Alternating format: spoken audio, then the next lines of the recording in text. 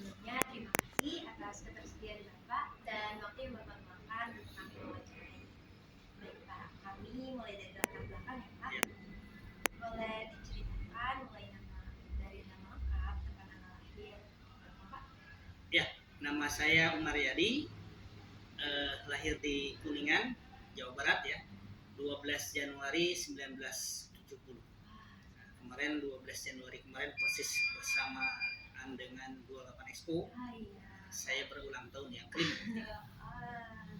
Baik Pak, mungkin bisa diceritakan mengenai asal keluarga Bapak Pak, dari nama ayah dan ibu serta jumlah saudara kandung Bapak. Ya, baik. Jadi orang tua saya, ayah saya namanya Jumadi, kemudian ibu saya Ibu Sasmi, dua-duanya sudah almarhum dan almarhumah. Saya anak ketujuh, ya, dari 7 bersaudara.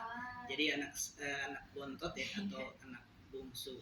Ayah saya dan ibu saya semasa hidup berada di kampung halaman saya di Kuningan. Baik Pak, selanjutnya mungkin boleh Bapak ceritakan mengenai keluarga Bapak saat ini dari istri Bapak dan anak-anak Bapak. Ya, istri saya Yudi Asih, asal dari ibunya Jogja, ayahnya Garut, lahir di Tasik.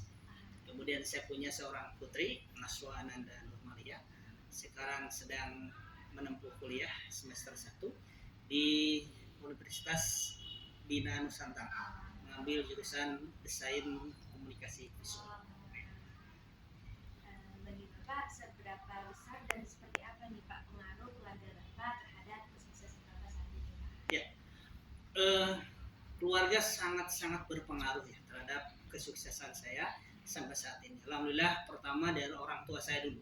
Jadi orang tua saya yang mendidik saya, membimbing saya, memberikan semangat dan motivasi kepada saya. Walaupun ayah saya dan ibu saya orang kampung, dari keluarga sederhana, ayah saya petani, ibu saya pedagang kan itu ya di kampung halaman.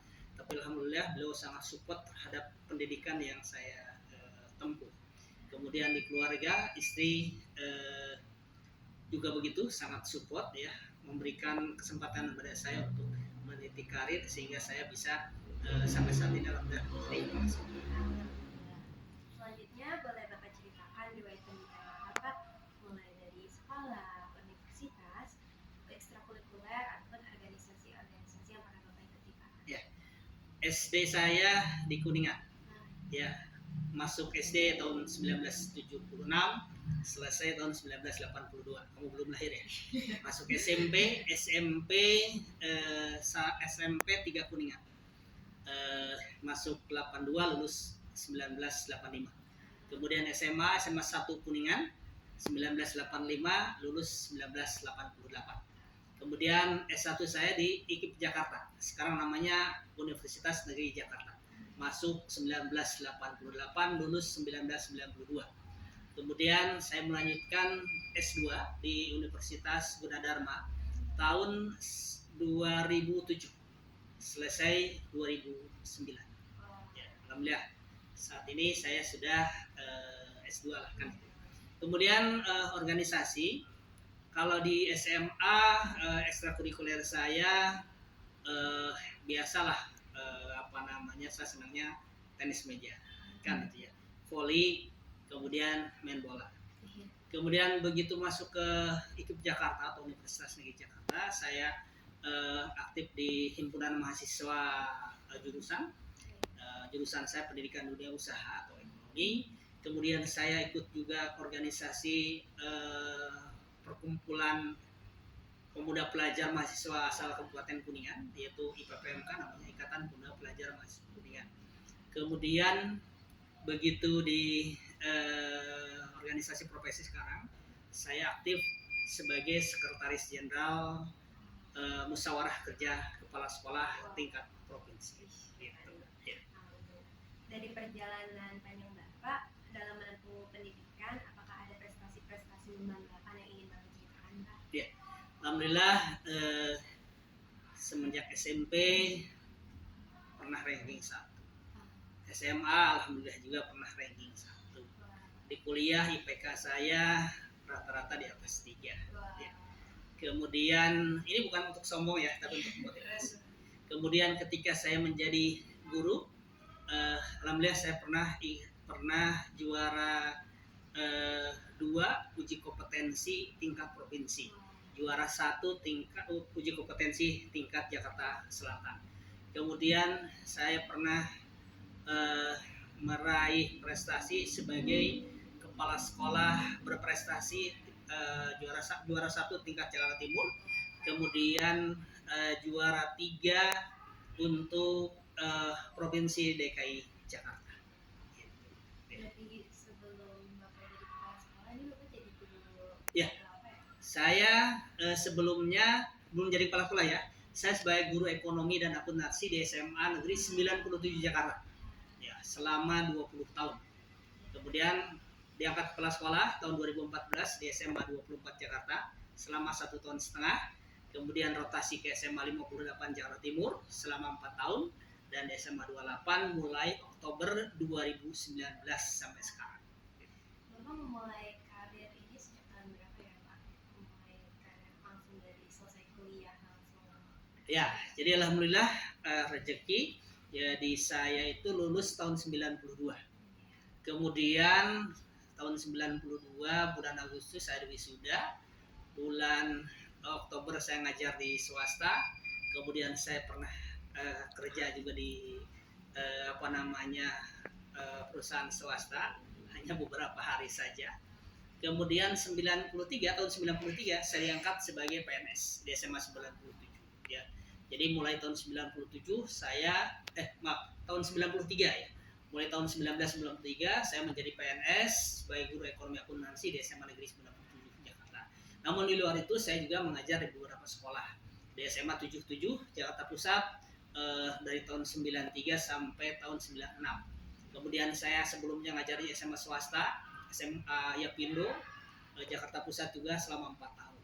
Kemudian saya mengajar di swasta SMA El Sifa Ciganjur itu sekitar 6 tahunan.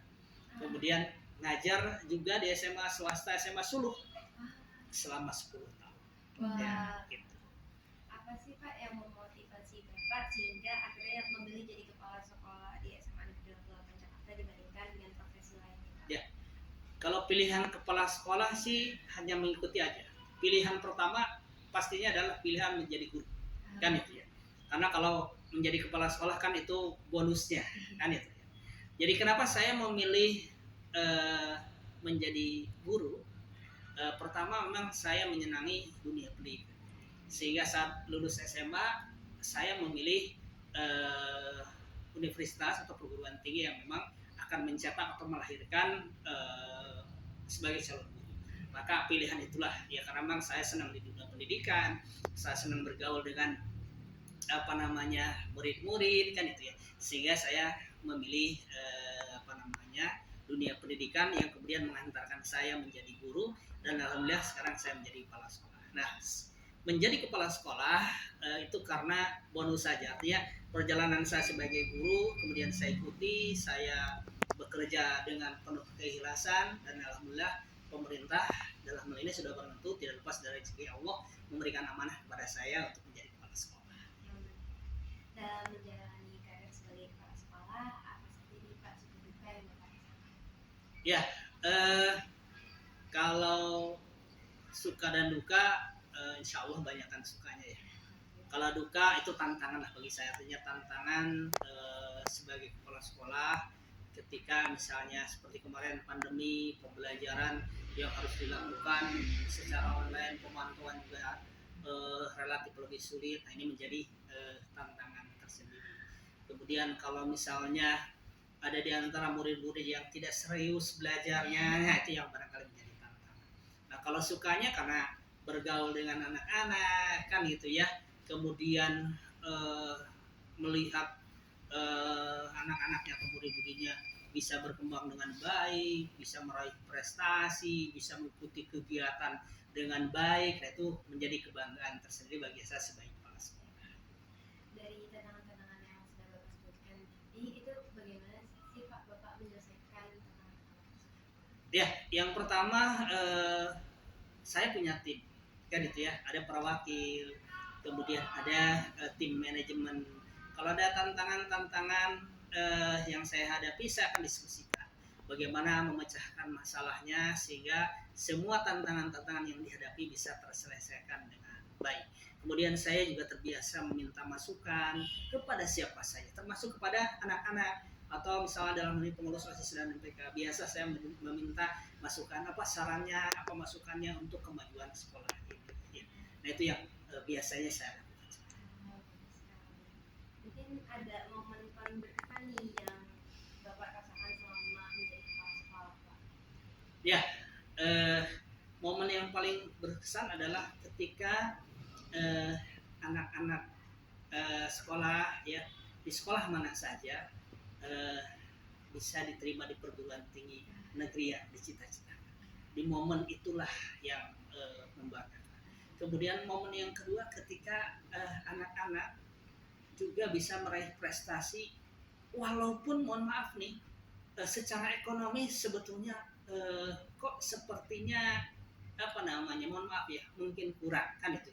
Tapi ternyata dengan semangat juang yang luar biasa bisa toh meraih prestasi. Nah itu kebanggaan saya sebagai kepala sekolah. Oleh karena itu saya sekaligus berpesan aja nih kan itu ya, kepada anak-anak sekalian, pada peserta didik khususnya di SMA Negeri 28 Jakarta, jangan berputus asa ketika kondisi ekonomi orang tua dianggap kurang.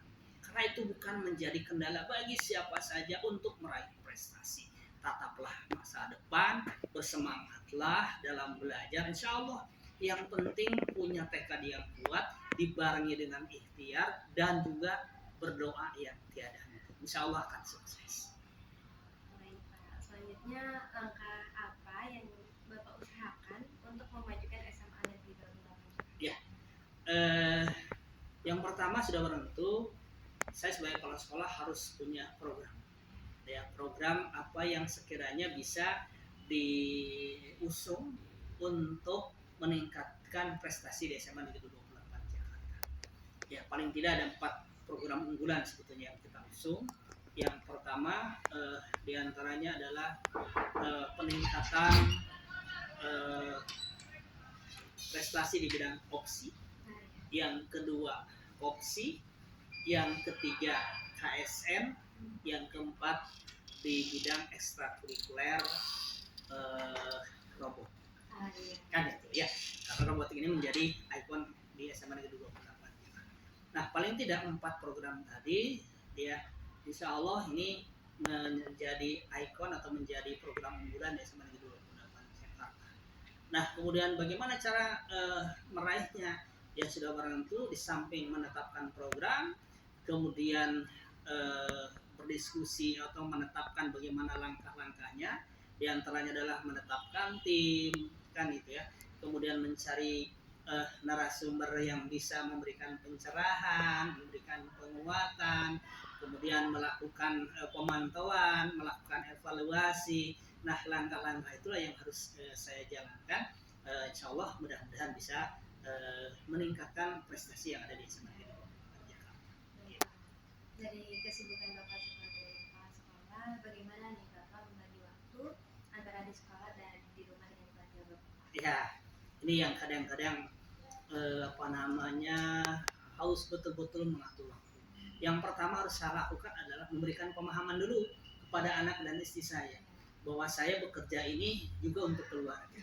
Ya, bukan semata-mata untuk kepentingan pribadi saya. Sehingga saya memberikan pemahaman kepada istri dan anak saya bahwa jam kerja saya, hari kerja saya dari Senin sampai hari Jumat terutama, jam kerja saya dari jam 6:30 sampai jam 3 sore formalnya, tapi di luar itu pasti ada tugas-tugas tambahan saya yang tidak bisa saya hindari juga, sehingga kadang-kadang kerjanya bisa sampai malam. Nah itu yang harus saya berikan pemahaman.